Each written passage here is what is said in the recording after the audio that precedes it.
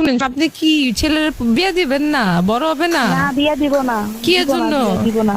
Hello, এই বুড়ি, শুনেন, আমার মধ্যে সবকিছু আছে। আমি রাঁধতে পারি, টাকি মাছ রাঁধতে পারি, তোমার ইলিশ। মতো মেয়েরা আমি ঘরে তুলবো না। আচ্ছা, সুজন বেবি কই? বেবিকে ডাক দাও, আমার বেবিটাকে ডাক দেন না। ছেলে তোমার সাথে কথা বলবে না। কেন? এই যে এত কন্ট্রোলিং হইলে কি হয়? ও বাচ্চা না, ঠিক আছে? এখন ও শুনেন, বাচ্চাই, ও বুঝে না। বুঝে না, কত জিনিস বুঝাইছে আমারে উল্টা। আমার ছেলের সাথে তোমার পরিচয় কেমনে?